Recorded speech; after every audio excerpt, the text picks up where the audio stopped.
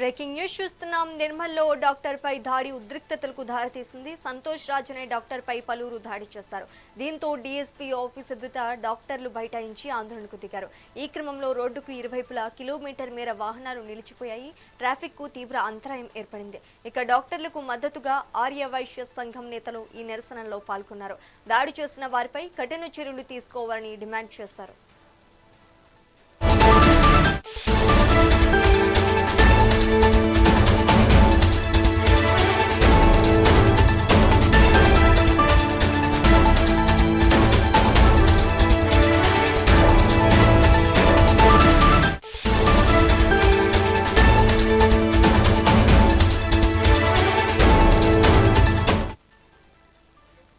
నిర్మల్లో ఓ doctor పై దాడి ఉద్రిక్తతలకు దారితీసింది. సంతోష్ రాజ్ అనే డాక్టర్ పై పలువురు దాడి చేశారు. దీంతో డీఎస్పీ ఆఫీస్ ఎదుట డాక్టర్లు బైఠాయించి ఆందోళనకు దిగారు. ఈ క్రమంలో రోడ్డుకు ఇరువైపులా కిలోమీటర్ మేర వాహనాలు నిలిచిపోయాయి. ట్రాఫిక్ కు తీవ్ర అంతరాయం ఏర్పడింది. ఇక డాక్టర్లకు మద్దతుగా ఆర్య వైశ్య సంఘం నేతలు ఈ నిరసనలో పాల్గొన్నారు. దాడి చేసిన వారిపై కఠిన చర్యలు తీసుకోవాలని డిమాండ్ చేశారు.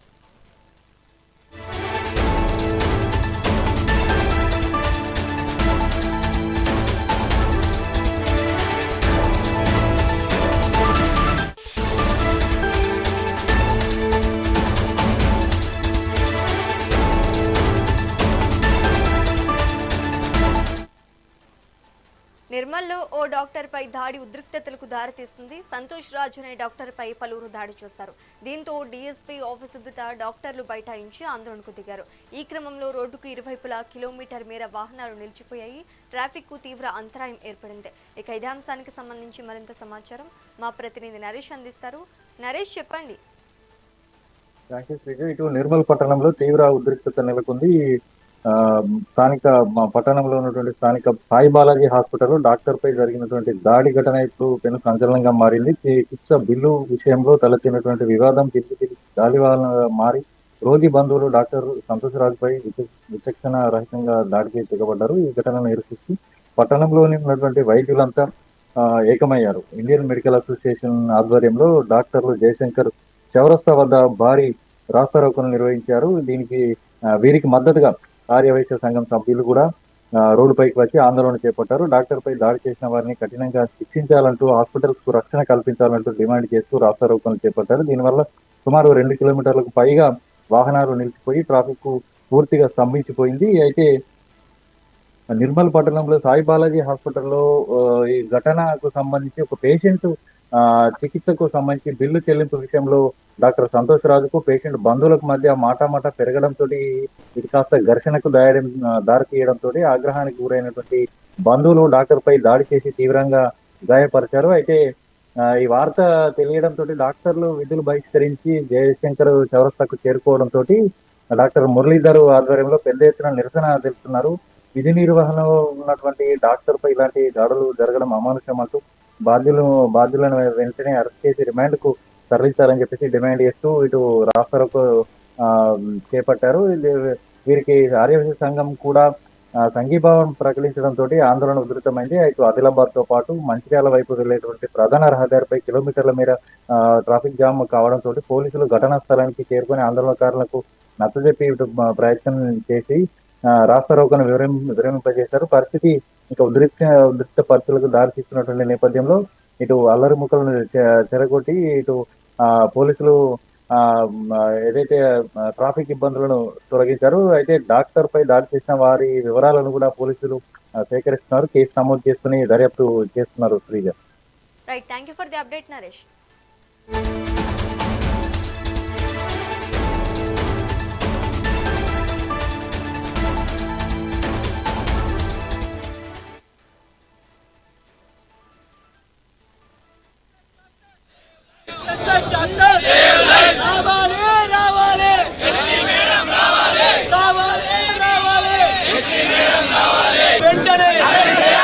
We want justice. We want justice. We want justice.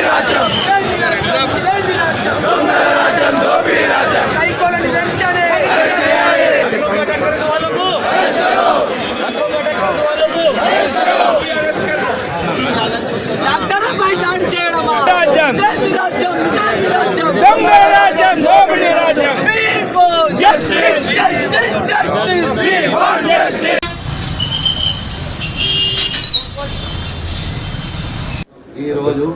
సాయంకాలం సాయి బాలాజీ హాస్పిటల్లో ఉన్నటువంటి డాక్టర్ సంతోష్ రాజ్ పీడియాట్రిషియన్ మీద కొంతమంది పేషెంట్ యొక్క వ్యక్తులు సిఎంఆర్ఎఫ్ సంబంధించినటువంటి బిల్లుకు సంబంధించినటువంటి ఇన్ఫర్మేషన్ తీసుకోవడం సందర్భంలో వాళ్ళు ఆ డాక్టర్ మీద భౌతిక దాడి జరిపి భయంకరంగా ఆయన్ని కొట్టడం జరిగింది.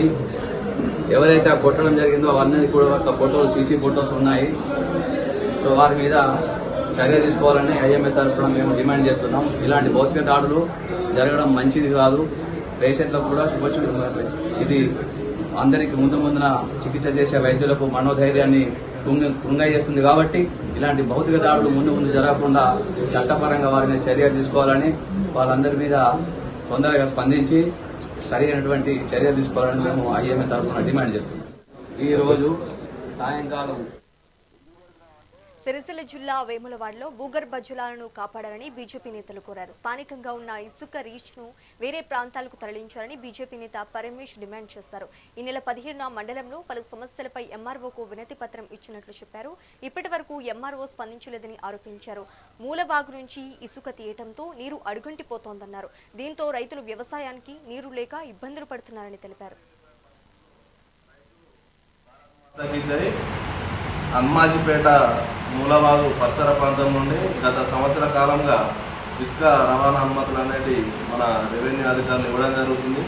దీని ద్వారా ఏదైతే రైతులు చుట్టూ పరివాహక ప్రాంతంలో ఉన్నటువంటి రైతులకు భూగర్భ జలాలు అడగంటకపోయి పంటలు ఎండిపోయే పరిస్థితుల్లో రైతులు ఆగమ్య గోచరంగా మారిపోయి అన్నమో రామచంద్ర అనే విధంగా ఒక్కొక్క రైతు ఎరుస్తున్నారు. దయచేసి ఇంటి ఇసుక రవాణా అనుమతులను నిలిపివేసి ప్రతి సంవత్సరం కూడా మార్చి మొదటి వారంలోనే మనకు వ్యవసాయ భూములకు నీటిని అందించే ప్రక్రియ ఉండేది. కానీ ఈ ఇసుక అనుమతుల రవాణా కోసం ఈ సంవత్సరం ఇప్పటి వరకు కూడా నీటిని విడుదల చేసే పాపన పోలేరు. దయచేసి ఇప్పటికైనా కానీ మాకు మల్యాల పంపుల నుంచి వ్యవసాయ భూములకు నీటిని అందించి రైతులను ఆదుకోవాలని చెప్పి మనస్ఫూర్తిగా కోరుకుంటూ ముగిస్తున్నాము. జై శ్రీరామ్. జై భారత్ మాతాకి. మరి ముఖ్యంగా చూసుకుంటే ఇందిరమ్మ ఇండ్లకు 1500కే ఇసుక ఇవ్వాలి అనే నిబంధన ఈ ప్రభుత్వమే తీసుకొచ్చింది. మరి ఈ రోజున 4000 రూపాయలు ఇవ్వనిదే ఇసుక పోయకుండా దళారులు ఎక్కడికక్కడ ఇసుకను అక్రమంగా వేస్తున్నారు. మరి అధికారులు ఏం చేస్తున్నారు? ఎన్ని ఇందిరమ్మ ఇండ్లు ఇచ్చి మీరు ఎందరికి ఇప్పటి వరకు మీరు ఇందిరమ్మ ఇండ్లు అని చెప్పి సంవత్సర కాలం పూర్తవుతున్నప్పటికీ ఇండ్లు ఇంకా పూర్తి కాలేదు.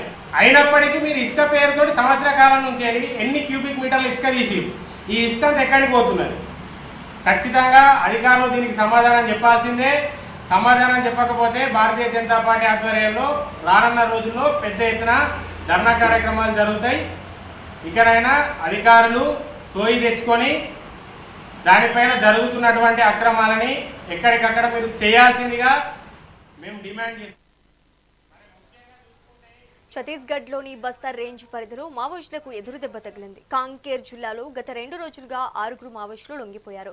వీరిలో 5 ఏసీఎం స్థాయి నేతలు కాగా ఒకరు పీపీసీఎం సభ్యుడిగా ఉన్నారు. ప్రధానంగా పీఎల్జీఏ చెందిన స్వరూప లొంగిపోయినట్లు అధికారులు తెలిపారు.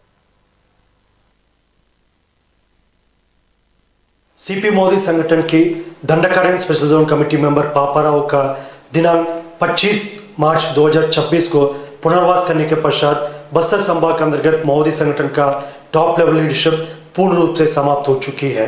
इस परिस्थिति में शासन की ओर से बस्तर पुलिस द्वारा लगातार शेष मोदी कैडर से अपील की गई, वो भी हिंसा के रास्ता त्याग कर समाज के मुख्यधारा में शामिल होना बेहतर होगा। इस अपील की प्रभाव से तथा सभी संबंधितों के प्रयासों से कांकेर जिला अंतर्गत विगत 2 दिनों में Rajnandgaon Kanker border division committee के 6 मोदी कैडर्स जिसमें एसीएम मंगेश, गणेश, मंगती, राजे, हिडमे तथा स्वरूपा द्वारा हिंसा त्याग कर समाज के मुख्यधारा में शामिल होने का निर्णय लिया गया। ये सभी 6 मोदी कैडर पुलिस के संपर्क में आ चुकी है। आगामी दिनों में उन्हें पुनर्वास के लिए जो औपचारिक कार्यक्रम आयोजित की जाएगी।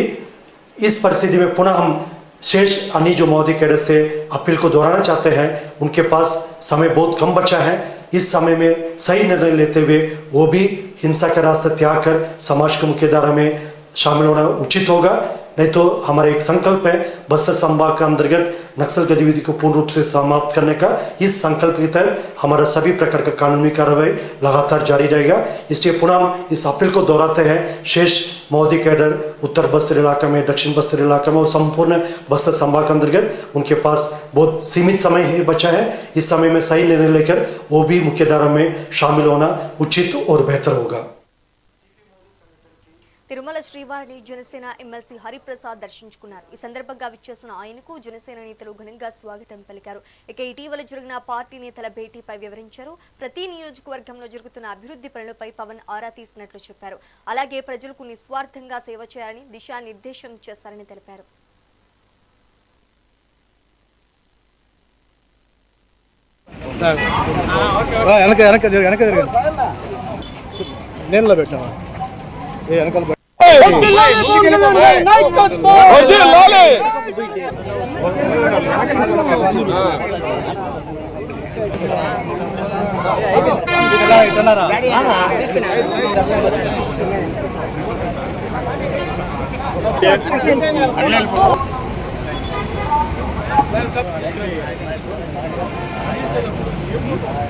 ఈరోజు స్వామి దర్శనం కోసం తిరుమల చేరుకున్నాను.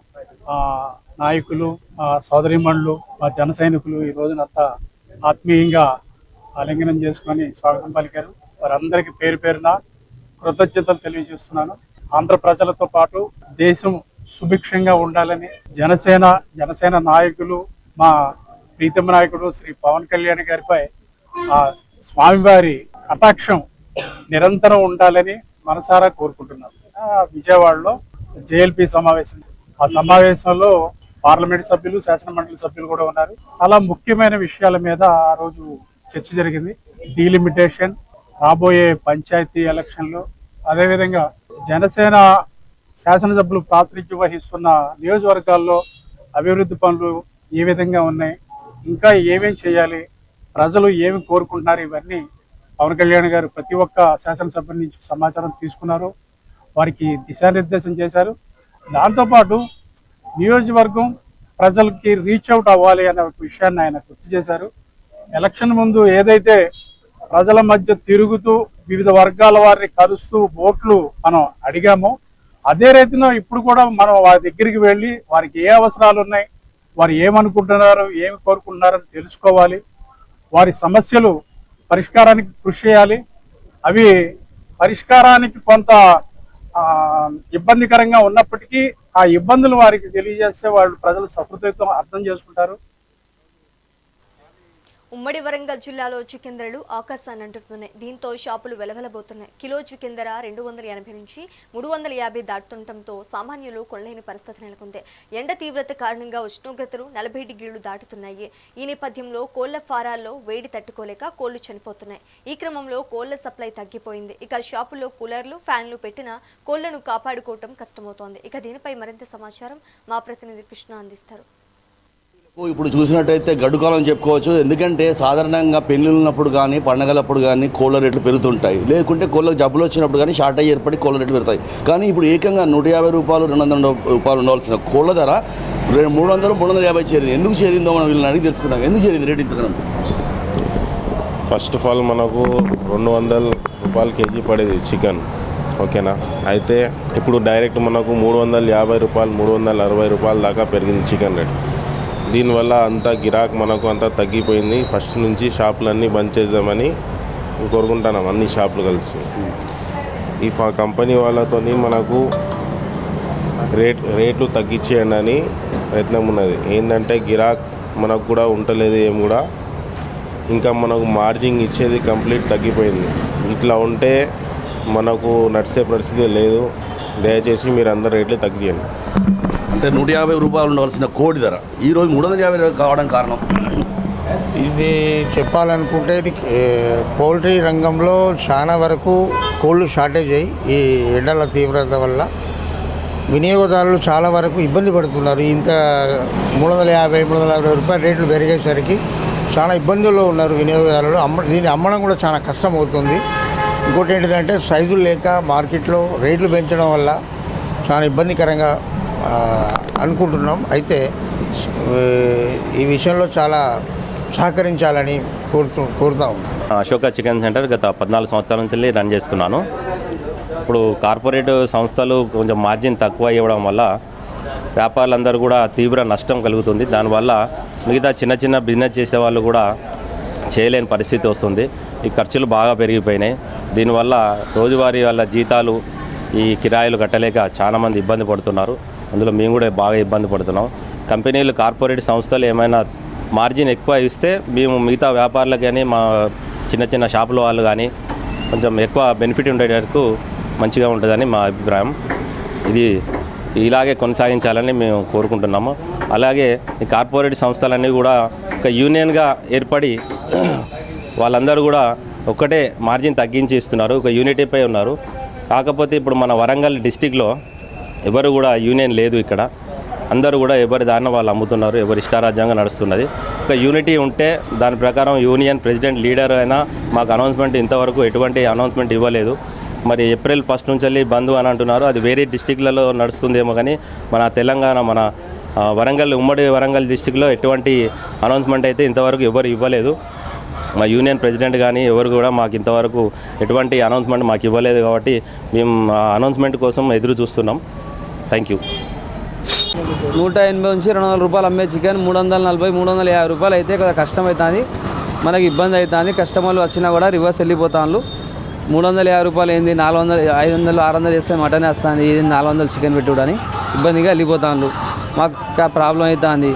వచ్చిన కస్టమర్ వెళ్ళిపోతాను. ఇట్లా ధరలు ఇట్లా అయితే షాపులు బంద్ చేసుకోవాల్సి వస్తే మేము బాగా ఇబ్బంది నడుస్తుంది మాకు. ఇక్కడ రేటు ఇది వరకు ఒకప్పుడు కార్పొరేట్ కంపెనీ లేనప్పుడు ఫార్మర్లు ఉన్నప్పుడు రేటు తక్కువ అమ్మేది. రేటు మంచిగా ఫార్మర్కు కంపెనీ ఇచ్చేది, మెయింటైన్మెంట్ ఇచ్చేది. కంపెనీ మొత్తం మార్చేసి ఇప్పుడు కంపెనీ వాళ్ళ చేతిలో తీసుకున్నారు. పెద్ద పెద్ద కార్పొరేట్ కంపెనీల చేతిలో తీసుకొని ఇప్పుడు మార్జిన్ తగ్గించి మార్కెట్లో బాగా కన్జ్యూమర్కు చాలా ఇబ్బంది పెడతాను.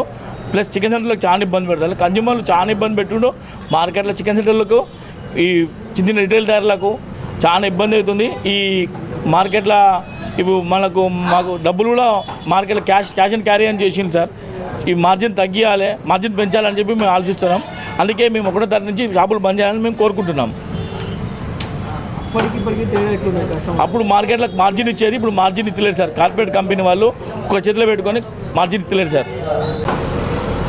ఒకప్పుడు 150, 180 రూపాయలు ఉన్న ధర ఈ రోజున 350 రూపాయలని సామాన్య ప్రజలు కొనాలంటే అందరూ భయపడుతున్నారు. కాబట్టి దయచేసి ధర దిగాలి అని కోరుకుంటున్నాము. ఇటు షాప్ వాళ్ళకి ఇబ్బంది అవుతుంది, ఇటు కస్టమర్లకు ఇబ్బంది అంటే మాలాంటి వాళ్ళంటే ఏదో కిలో 2 కిలో కొంటున్నారు. లేని పరిస్థితుల్లో అయితే పాపం ఆగం అవుతుండ్రు. రోజు అలవాటు వాళ్ళు ఇబ్బంది పడుతున్నారు. కాబట్టి దయచేసి తగ్గియాలి. పాపం వీళ్ళందరూ కలిసి ధర్నా చేస్తారు. అందరూ సపోర్ట్ చేయండి దయచేసి. రాజు అండి.